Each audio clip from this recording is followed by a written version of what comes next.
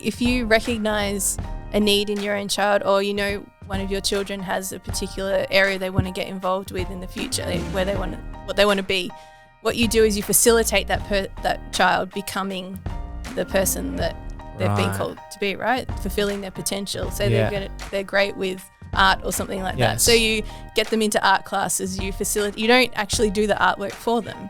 Wow. You facilitate them becoming what they want to be, right? So if we can do the same as organizations, find out what it is that these people can be, want to do, need, and then facilitate that to happen.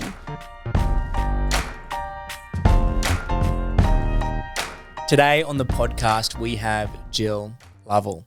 Now, she is a passionate educator who, for the good part of 20 years, has spent her life in Mozambique, Africa, empowering and educating some of the most poorest, disenfranchised communities.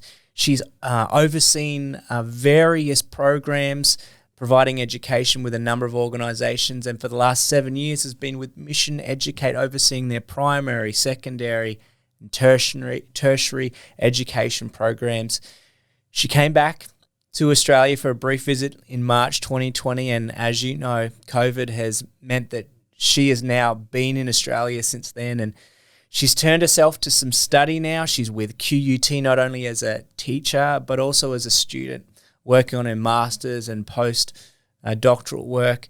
She has a wealth of not only knowledge but experience, and as we talk about the role of education in justice work, man, I learnt so much, and I know you will too. It is a privilege and an honour to share the conversation that I had just today with Jill Lovell.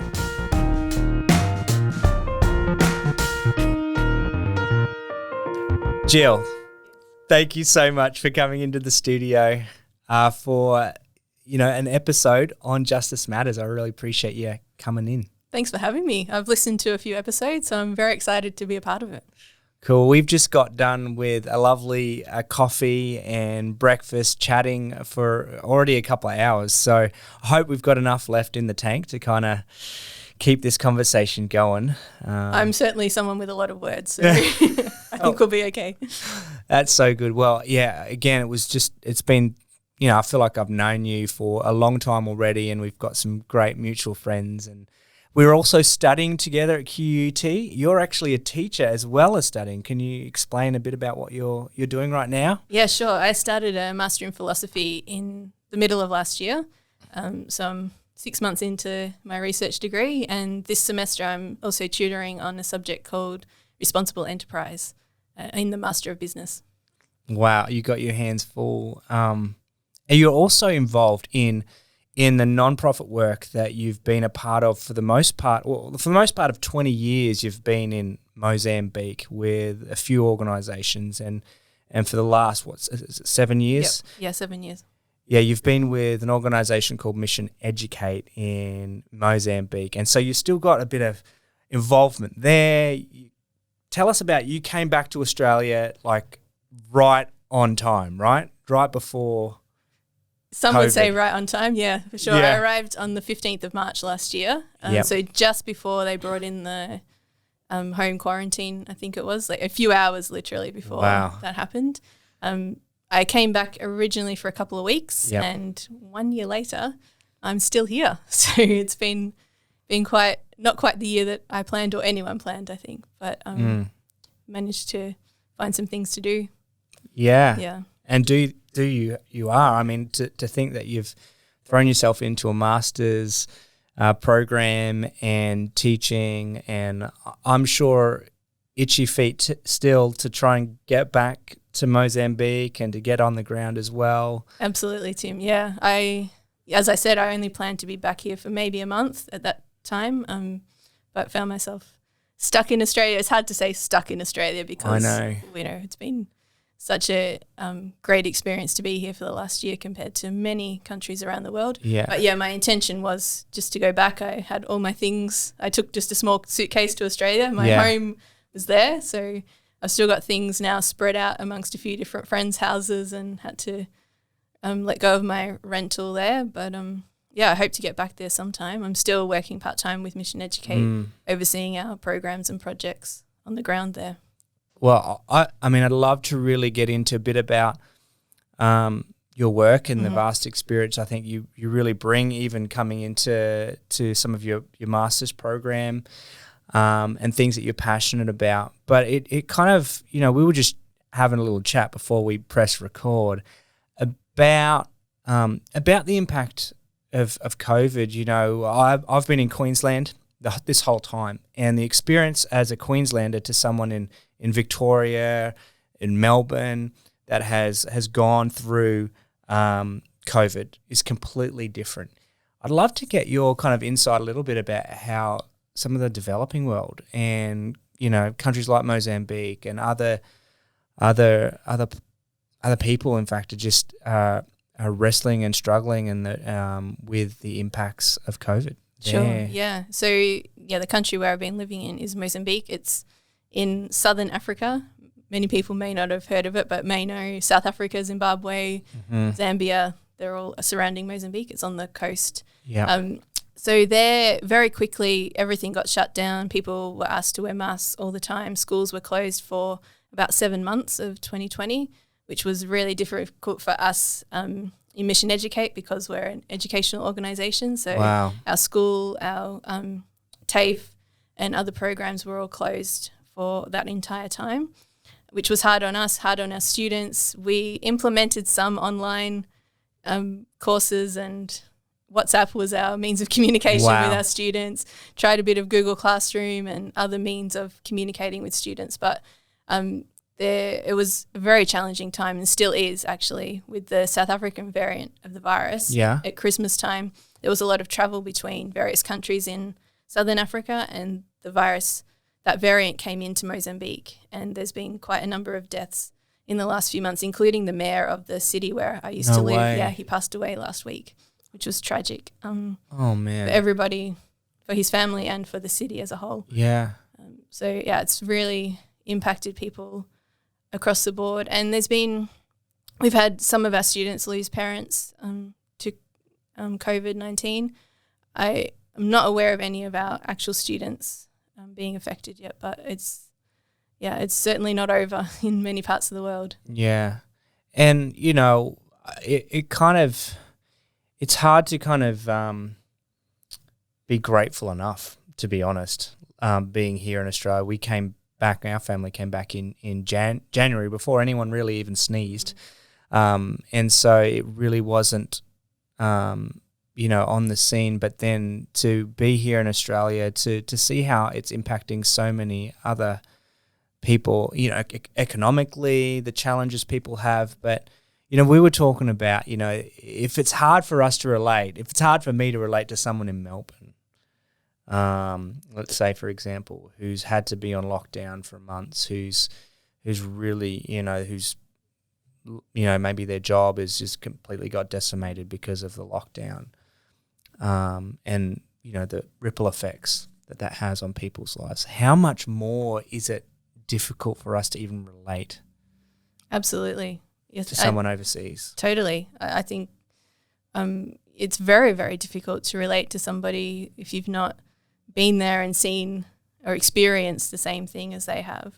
But all of us, I think, can learn to have some empathy and compassion for somebody else and try and listen and hear the experience of others, be that around coronavirus or any situation in their lives, that if we stop and listen to somebody else and what they're going through or what they've been through, it helps us have some understanding and then perhaps relate to them in a slightly different way in the future. So step one, get yourself in a situation where you're actually sitting down and meeting with somebody that is different from you, or who has experienced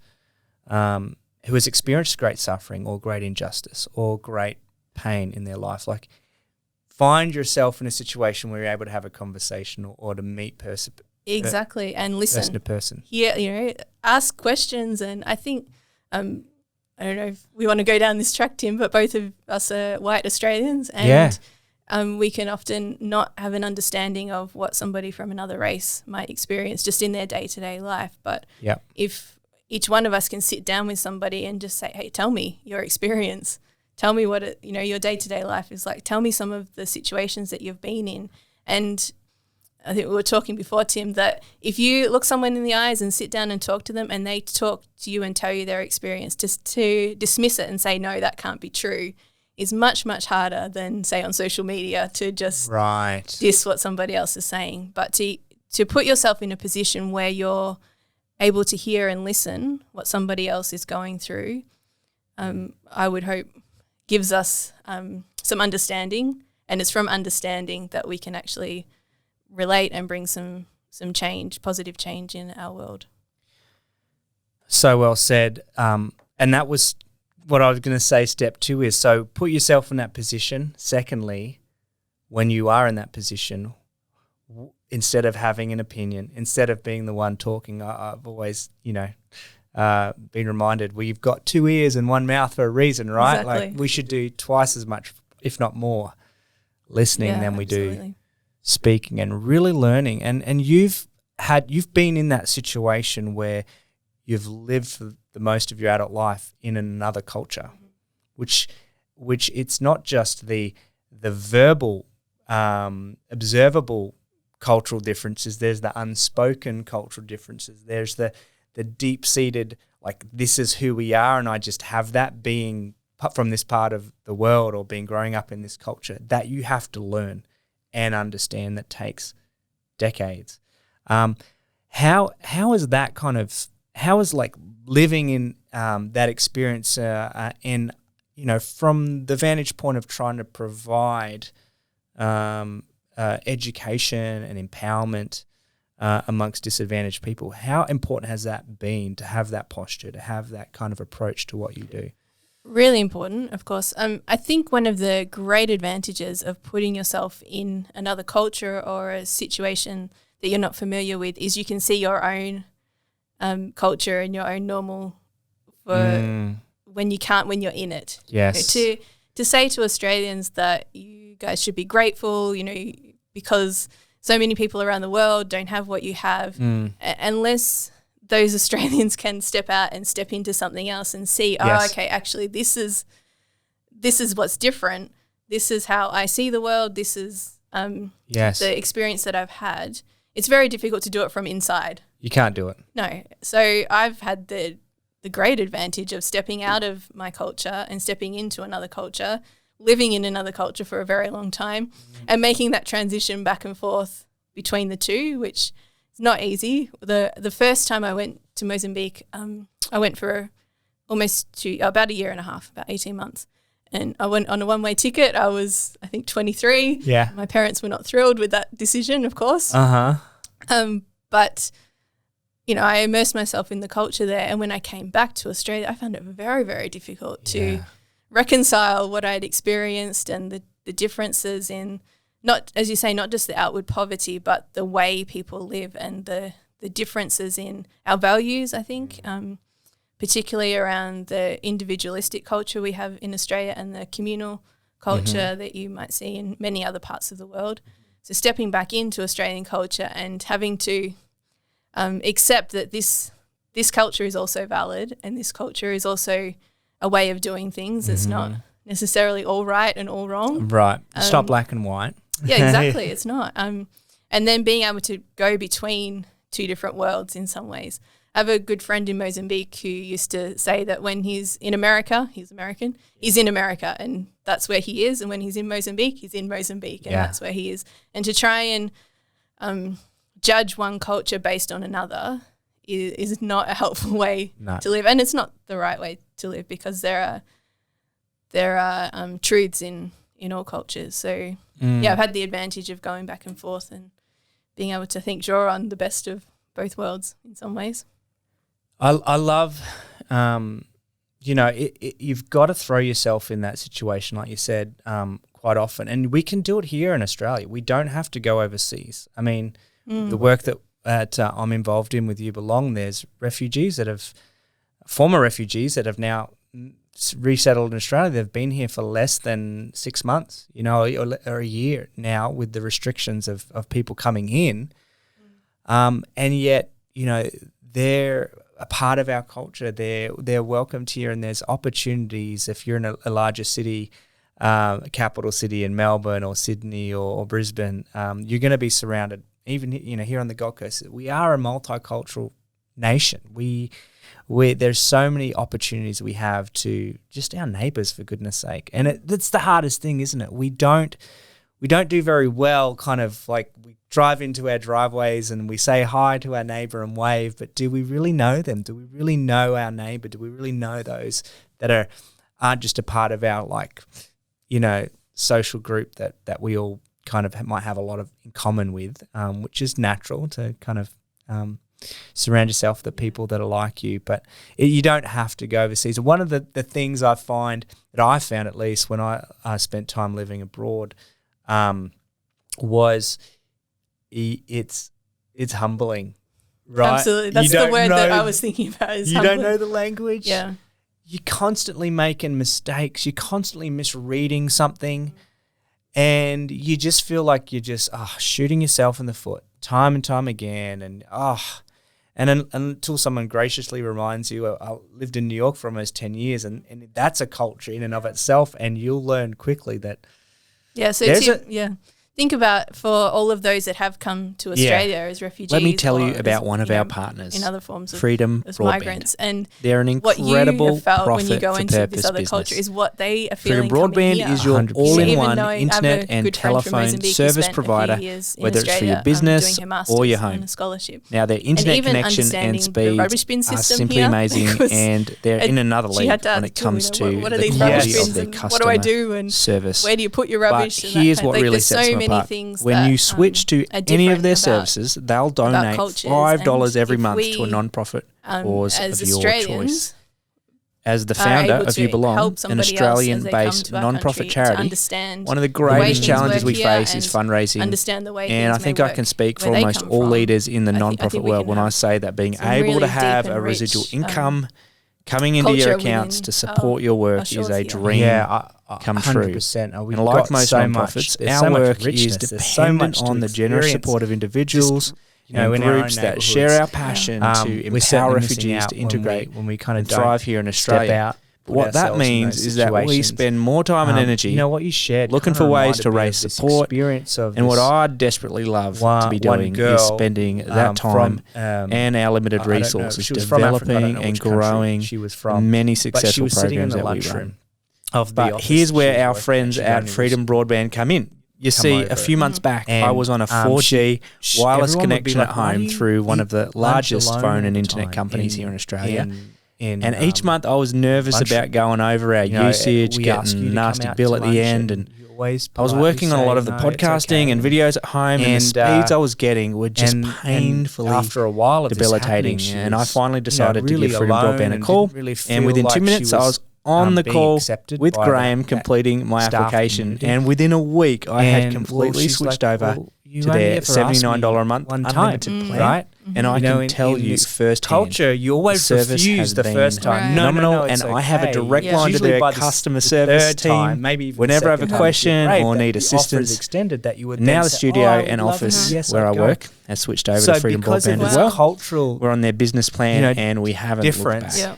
of her And wanting how to cool be is this? polite and Little by and little, refuse, connection by connection, the initial Aussie-owned invitation. and locally run Wow. Freedom Everyone was Broadband missing is out. now actively Everyone was supporting the missing great out. work of And non-profits that's just one in tiny little communities example all round of, Australia. of just some of the challenges. Simply by switching your There are, internet to Freedom Broadband, you can and, help transform the lives empathy, of those understanding, less fortunate. And that's why I love these guys. Again, And get this, head to humility, being humble, being freedombroadband.com.au curious, not judging and when we quote see Justice something Matters Yeah. on your application form, and they will we're donate analysing and $50 judging from the most activation of the fee. Yeah, and we can Support become Justice uncomfortable, Matters. That's right? going to When we're in a enable us situation where to continue this podcast we don't really know what and the inspire the world protocols are, where so it it's much belongs. easier just That's to stick to what you know and your way of freedombroadband.com.au. doing things. Say But goodbye there to is so much expensive, to be gained mediocre by internet building with poor relationship customer across service, and cultures, hello to across, top-notch internet various service social and the groups good that you may feeling of not knowing You're I've mixed in before, but you can learn so Join much. Freedom and you can, Broadband everyone today. can offer so much. Quote Justice to Matters, the people and around let's them. partner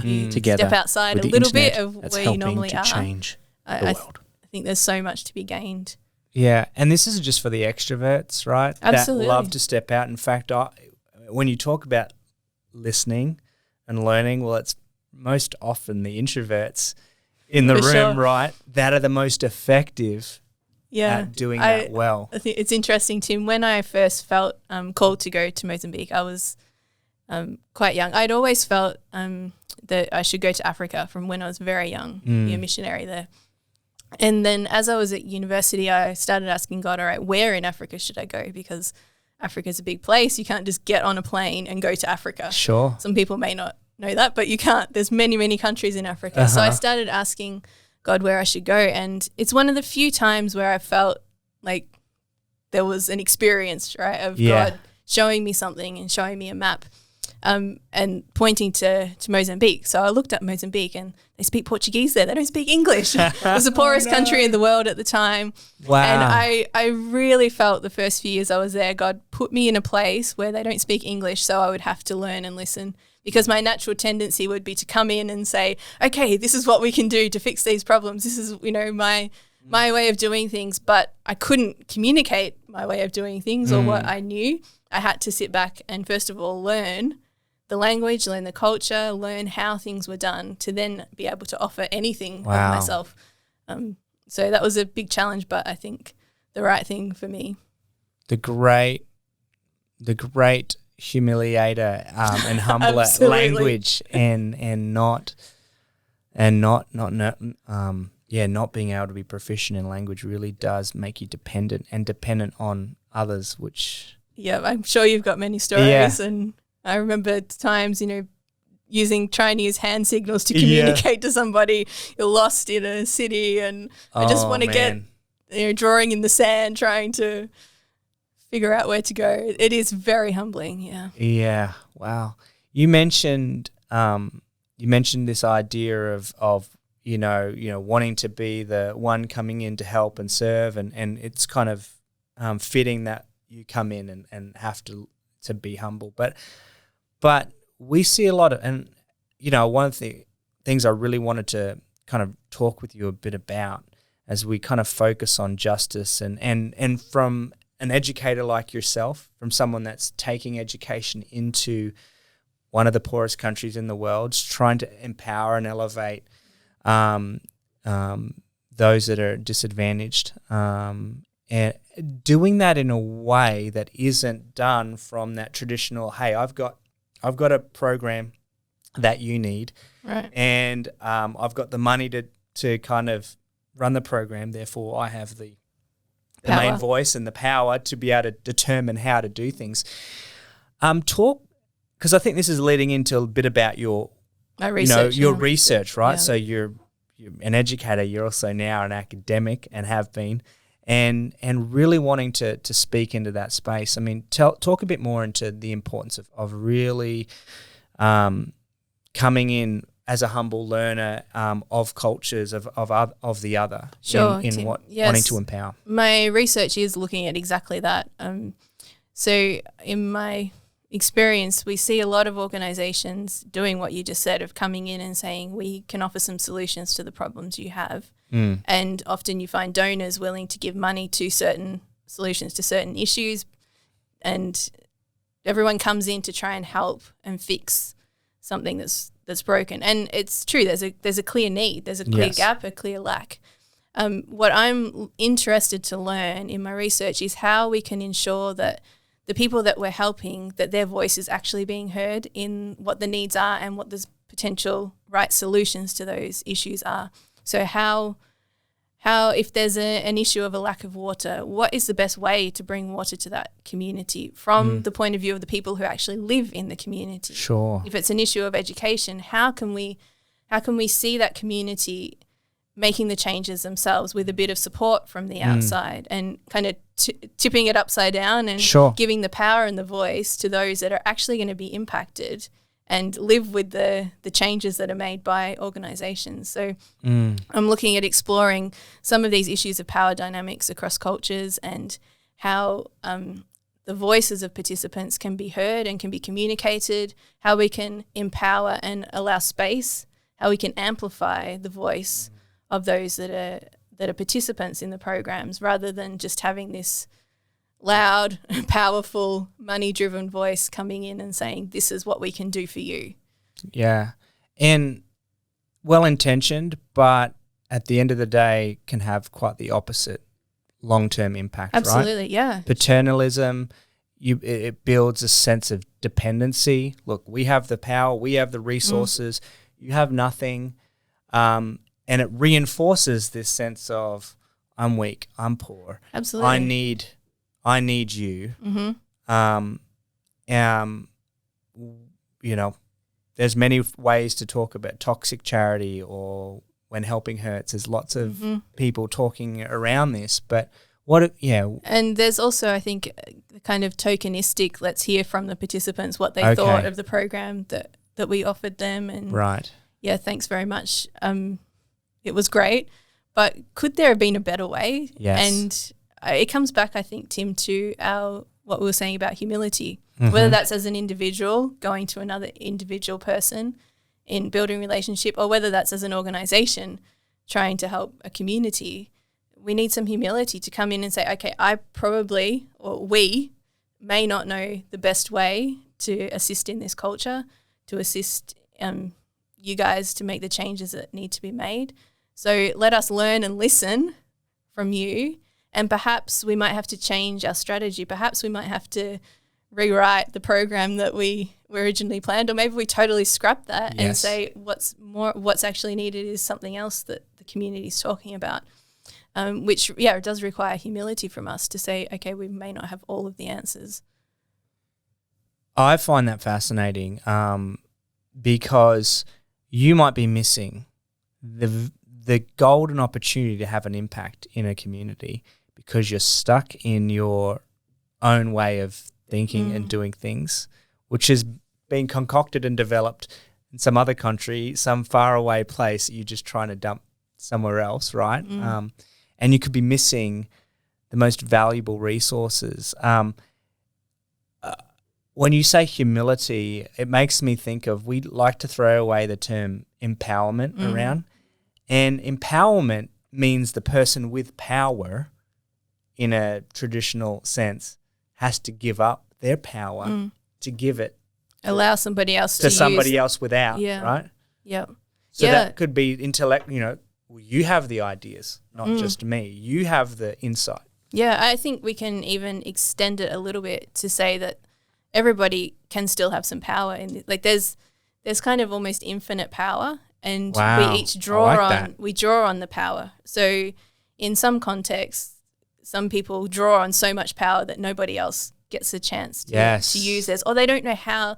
They haven't ever had the opportunity to grasp some of that power for themselves. But if those of us that are often powerful in the situation can let go a bit or show somebody else, all right, you also can have a voice here. You also can draw on the power that's available and speak your voice. And I'm just going to let go a bit. Yes. Not use up so much of what's around and let somebody else share. And as we allow people to express their voice and be heard, it does build some confidence and some self-esteem to be able to say, all right, well, not only can I express what the needs are, but perhaps I can also be a part of making the change and bringing a solution to the situation. Have there been any experiences or situations that come to mind where you've kind of seen like an aha moment within a group that you've worked with where they've kind of, been empowered to start something or to do something themselves? For me, like a lot of my role over the years in organisations has been not so much directly with groups of communities, but with staff who are working with those communities. And in a Mozambican culture, there's very much a top-down chief hierarchical culture. So you would always just do what you're told, and you don't ever step outside of doing what you're told. Whereas I've tried to create an environment for staff where they can give things a go and they can come up with some ideas and innovation, and they say, I need to do this particular thing. Oh, well, you go away and work out what you want to do and come back to me. And that's where I think I see staff thrive, because they've been given some power to make decisions for themselves about how they want to do their job. And at the end of the day, when you have the power, you also have the ownership, right, of the situation. And so they take responsibility then. When you're an owner, you have responsibility. If you're just like a renter, you kind of let things go. But if you have ownership of something, then you have responsibility for it. And I've found that this is probably in any work situation, if you give people the opportunity to take ownership of the role they're doing, then they have the responsibility for it, and you don't have to be chasing them to try and do their job. No. They're saying, okay, this is mine. I want to make sure that I do what's mine well. And that's been really encouraging to see a shift in culture within our team, which can be quite difficult when you're trying to bring in a different culture to, say, the societal culture. Right. It's almost like a third culture. Yeah. There's maybe the culture that you've come from, which is Western culture, let's say. Then there's the Mozambican culture, but you're trying to forge hey, look, there's an organizational culture maybe. Let's draw on the best of all of these, and let's try and create a culture where everyone can thrive. Be that in a family or in a classroom or in a work situation. Let's not just say one way is the right way, but let's allow everybody to express their voice and see if we can create something really cool. And it kind of comes back to that that value of there isn't just one way. There isn't just there's this a humility to say, hey, there it's black and white. Maybe I've got something to learn here. Maybe there's another way to do things. I love your phrase, infinite power. I mean, the thought that, hey, there's infinite possibilities and infinite ways we can tap into, the solution, and we all have something to bring. We all have something to offer. Yeah, and I think for me coming, I'm a Christian, and often I think in Christian culture there is black and white, there is a right and a wrong. And so when you start to talk about perhaps there's other ways of doing things, people start to get quite uncomfortable. We're not talking about whether there's right and wrong, whether there, from a moralistic point of view. We were talking earlier, right? Like about, we like to point out in maybe cultures where bribery or some form of nepotism seems very obvious and apparent in a culture, and it can often be in an Eastern culture where honor or shame or this sense of obligation to your family kind of supersedes from a moral level the duty that you have to preserve the honor within your family can supersede some of the more what we would say lying or cheating or black and white kind of things. But we can easily judge another culture without, like you said, looking at our own. We're oblivious to take a phrase of Jesus, right, a plank in our own eye, and the nepotism that exists in our Western culture, and the corruption that exists in our government, and the systemic injustices that exist in our systems. Yeah, absolutely. We can just ignore it, can't we? We can. Because that's our way of doing things. And I think we've blurred, coming back to Christian culture, we've blurred what's Western and what's Christian or biblical. Yeah. And they've become one and the same. And so when we try and take a Christian culture somewhere, we take a Western culture, but can we separate that out and say, okay, what of this is just Christian, and what is actually what is the word of God? And what I mean, let's take it. Hey, if we're going to be honest, at what's colonialistic in its nature, what's very imperialistic in its nature, because quite a lot is diametrically opposed. So I would say if you would call yourself a Christian, is diametrically opposed to the way of Jesus. Absolutely. Absolutely. Anyway, we could We can go a whole another. Some people might turn us off soon too if we go too far down this. But hey, this is I guess what this is about, having honest conversations. Yeah. And for me, I think I would encourage all of us to just at least ask those questions. Yeah. To stop and say to yourself, okay, the way I do this, or the way I think about this, or the way I treat certain people, is this really the right way, or is this just the way that I was taught? Is my culture, and perhaps is colonial, or just stop and ask some questions. Yeah. Again, humility. I'd love to talk a bit about your research that you're moving into, in particular providing healthy and helpful and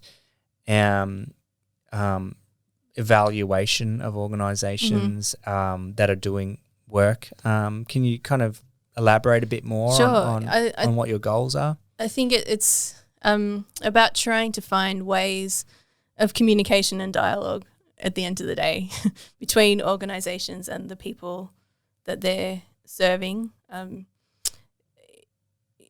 An organisation might come to a community and see some needs, but how can we ensure that the people in that community are having their voice heard, are able to express their voice, and are able to communicate back to the organisation? How can the organisation and the community work together really as one to solve the issues that might exist? And how can the organisations learn from the people that they're serving? How can we see some changes in the power imbalances that exist, in the imbalances of voice as well? That how can we amplify the voice of the beneficiaries, I might call them, or participants of programs, and have organisations truly serving the needs of the community? Yeah, we both work with non-profit organisations, and there's a finite amount of money. There might be an infinite amount of power, but there's a finite amount of money and resource available. So don't we want to make sure that that small bit of resource we have is going to make the biggest difference and the best difference, the right impact, meet the real needs, and not just the needs that somebody has perceived. Right. Or that, on the surface level, a community might see a particular need, but let's work together and dig deep to say what is the best way to make change and improve the situation with and for a community. And for most people that are involved in this kind of work, they've got an awesome heart. Absolutely. I mean, they're a helper. They just want to serve. They just want to do something. They're volunteering their time. They're giving their money, their energy, their effort. And so it's not discounting the fact that there aren't people that want to roll up their sleeves and get something done. But so often we can rush into trying to help and rush into trying to do and run programs, and I've got this idea and I've got that. What you're saying is, what if you just kind of took a deep breath, which is just so hard for the doers out there, right? It's so hard for the helpers out there, right? And there's a time, right? Emergencies, we see how Aussies come together and volunteer and serve whenever an emergency strikes, the bushfires and even in COVID, we've seen volunteer in Queensland and other organisations that accept volunteers. People just come and serve, and we see loads of churches get involved, and just all organisations, Rotary. We've done so many partnerships with people. Not discounting all of that, but what you're saying is you want to make sure you're actually helping. Yeah. You really actually are helping, right? That's right. And if we were, as an organisation or as an individual, right, wanting to serve a community that's disenfranchised, disadvantaged, if I would actually say the biggest asset and resource is that actual person, absolutely, rather than what I can get for them. And if I were to take the time, bringing back to what we started talking about, listening and learning and mining and empowering and amplifying that greatest asset that is before me, absolutely, how much better off would be doing, Yeah, to facilitate the change that they need and want for themselves. Yes. I'm not a parent, Tim, but I see many children. I'm a teacher. Yes. And you're a parent. So if you recognize a need in your own child, or one of your children has a particular area they want to get involved with in the future, where they want to, what they want to be, what you do is you facilitate that child becoming the person that they've been called to be, right? Fulfilling their potential. So they're great with art or something like that. So you get them into art classes, you don't actually do the artwork for them. Wow. You facilitate them becoming what they want to be, right? So if we can do the same as organizations, find out what it is that these people can be, want to do, need, and then facilitate that to happen. Coming back to Jesus again, being that servant and coming along and beside and behind even, and not coming on top and down, but just being that little hand behind saying, yep, I can help push you along in the direction that you need to go, that perhaps there's quite a lot of barriers in front of you, stopping you from getting there. Right. But my role is actually to help you overcome those barriers and get through that course, not be there at the end or just pick you up and drop you there or do it for you. True leadership, I heard is said, is going in front and removing all the obstacles out of the way of those who you're called to lead. Wow. Right? Like, how can I clear the runway so you can take off?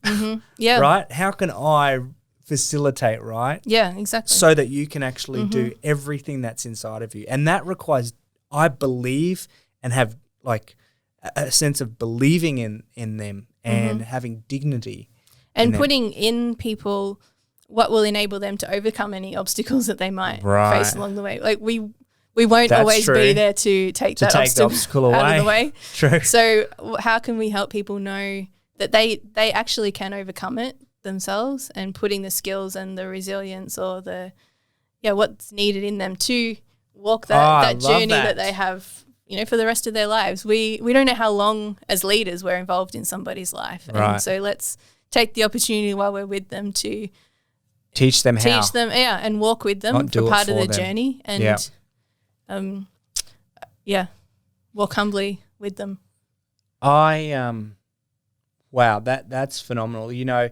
That's why I think education is so key to justice. Absolutely. Because education it's teaching somebody, like you said, not removing for them the obstacles, kind of my short-sighted analogy, but it's taking it that step further and saying, I am actually going to empower you to be able to remove the obstacle yourself, because you're going to be on your own one day. Kind of to take that idea of facilitating for your own kids. Well, you want to do it to the point where they're going to be adults one day, and they're going to be on their own, right? And they don't need you interfering and making things possible. You've hopefully done a good enough job equipping them. And education is that, because when you don't educate, it's like you're keeping someone in the dark. My morning routine is a bit of a meditation in a cold pool, and I thoroughly enjoy that, and I definitely recommend trying getting into an ice cold bath in the morning. My goodness. And as I was listening, I listened to kind of like a spoken word poet actually at the moment named David White, and he was talking about language and how language often we teach language as an abstract thing like glass, but when we first learn language is it's something we experience and encounter, rather than just an abstract thing like on putting a sticker on everything and just naming it. It's something that we've experienced, and that's another way language is powerful. Now, it reminded me of the first word my daughter spoke English word my daughter spoke when we were living in Kurdistan region of Iraq. And the word was power, because every day we would literally have power for like 5 hours a day, and then we'd go on this like really low power generator for another like 10 hours of the day. But quite often, it was always around like dinner time we'd have no power. It drove my wife crazy because she's trying to cook and you don't have power, and it's getting dark, and you just got, like flashlights everywhere. But every time the lights would come on, we would all scream Yep. wherever we were in the house. Power! You know, it was just this like epiphany every day that we'd have. And, you know, we remember the lights came on and suddenly my daughter said, power, you know. And again, this idea of language and an experience. But to take it to kind of where I'm going with that is when you don't educate someone, you're keeping them in the dark. You're not allowing them to have that light bulb moment of, aha, I know this. I'm not just teaching someone memory and rote and they're not experiencing. And when you do education properly, you are empowering somebody. And everyone has the ability to have the aha moment, right? Everyone 100%. has the capacity to learn. And I think, it's just because of a lack of education, a lack of opportunity that people may not be where they could be. Where their potential is. Yeah. They're kept in the dark, Yep. you know, the dark ages we call it, you know, and it's for lack of wanting to see others succeed. Absolutely. Others, it's so much easier to kind of like keep people subservient to us. We hold on to power, control when others aren't. Yeah. That must be so challenging in a country like Mozambique, which has for so long been just seen as you know, from the outside. Yeah, so Mozambique around education has had a really challenging history. Mozambique was colonized by the Portuguese. Yeah. And there's a horrific history of the way local Mozambicans were treated, and they weren't allowed to go to school above grade 3. No way. For many years. So it wasn't until the 60s where there was a war between the Mozambicans and the Portuguese. The Portuguese were kicked out of the country. Wow. But then Mozambique went straight into a civil war for more than 20 years. So there was generations and generations that did not receive any education, and then decades of war where it was almost impossible to get an education because people were hiding in the bush from the war. So it wasn't really until the mid-90s when there started to be some education happening across the country. And so we have, you know, whole generations of people. You've only have a few literate. decades. Yeah, so one of our key programs at Mission Educate is an adult literacy program. Wow. Teaching adults who missed the opportunity, women who, you know, didn't have the opportunity to go to school, young, when I say young, like maybe in their 30s, guys who were, because of the war, didn't get a chance to go to school. So teaching them to read and write and empowering them then to go on with, you know, what it is they want to do with their life. And I remember asking some of the women early on, like, why are you in this course? And they would often talk about the humiliation that comes with being illiterate. Women would say, like, I go to a building and there's a sign that says do not enter, but I can't read it. So I go in somewhere and then people laugh at me because I'm not meant to be there. Or, you know, they can't read. That's something I never even thought of. Wow. Or, you know, there's a form they need to sign and they can't even sign their own name, so they have to do a fingerprint, and it's quite humiliating to say, I can't even write my own name. So for them it was about self-confidence and empowerment of themselves to be able to be a part of the society that was going on around them, rather than being excluded just because they couldn't read and write. So I think education is hugely important for justice and for communities. Dignity. Absolutely. I mean, that person has immense value, and because of the circumstances beyond their control, they aren't afforded the human dignity that they deserve to function in the society that they're in. Yeah, and I think for me that's part of why I went in the first place. I recognise now, perhaps I didn't back then, but I had the opportunity of a great education. Yeah. And, you know, why me? Why do I get that and somebody else, just because of where they're born, doesn't? To me, that doesn't seem just or fair or right. So if I can, why not help somebody else access the education that will enable them to do what it is they want to do with their life? I think I think anybody that wants to get involved in serving needs to spend a couple hours with you, you know, probably learn some of from your own mistakes and your Absolutely. own learnings along the way.